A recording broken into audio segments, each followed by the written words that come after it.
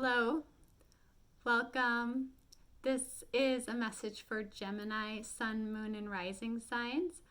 I'm Wendy Irene from givelovecreatehappiness.com. Thank you so much for joining me.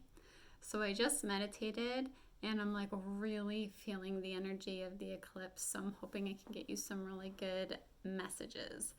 I want you to go into this with the intention of receiving clarity. So my whole purpose here is to help you hear your own inner voice louder.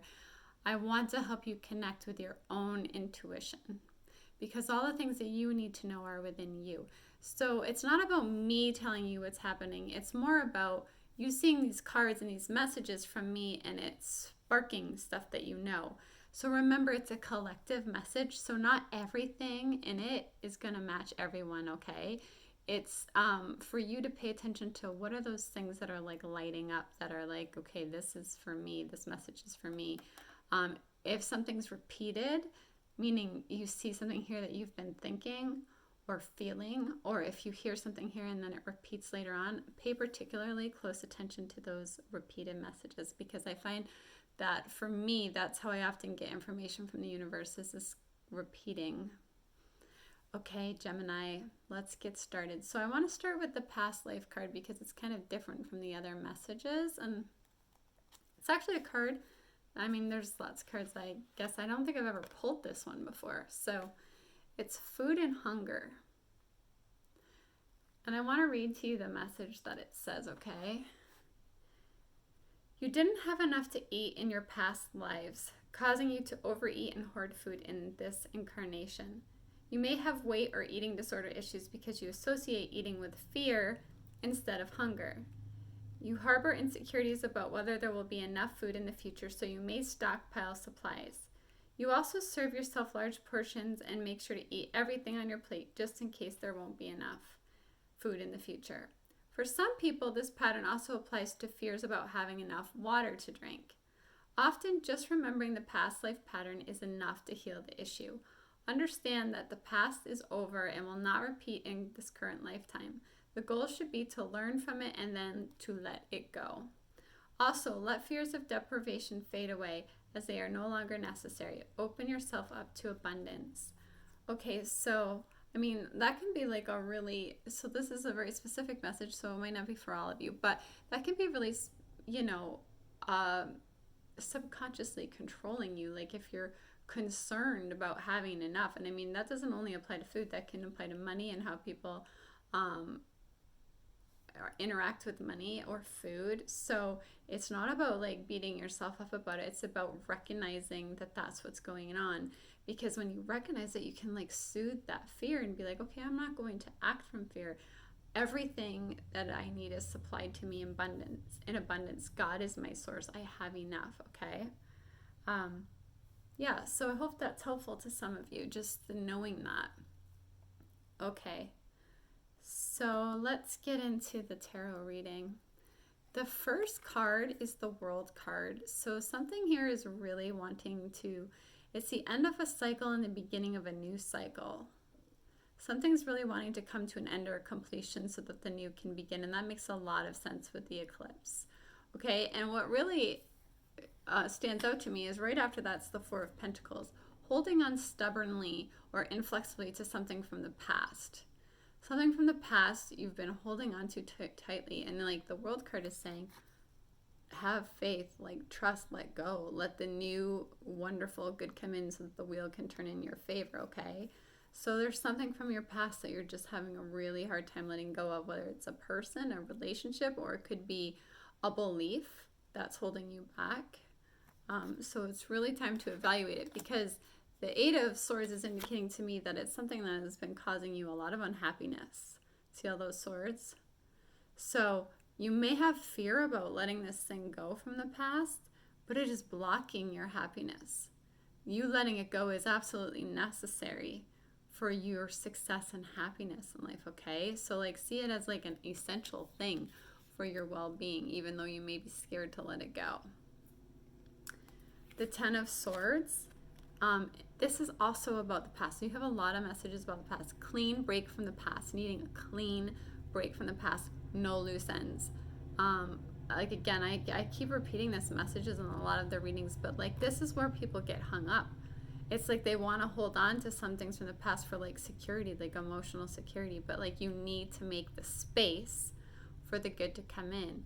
The good can't come in and fill your life if you're hanging on to something from the past. So you need a clean break with no loose ends. This letting go of whatever it is, situation, person, job, relationship, belief, like, it needs to be, you need a clean break from it, no loose ends, okay? And the Hanged Man is, again, like showing you stuck between the past and the future. It's like somewhere in you, you know this, and you're kind of in this like indecisive place because, I don't know, it could be fear, it could be not wanting to be uncomfortable. Change can be really uncomfortable, even though it's for the best. So, you know, it's okay though to take your time to make the right decision and do it in the right way for you. But I would say that this is very clearly like you're stuck between the two, the past and the future. And then the Knight of Wands is like, wanting to like march in and like be like, you know, this good news wants to come in.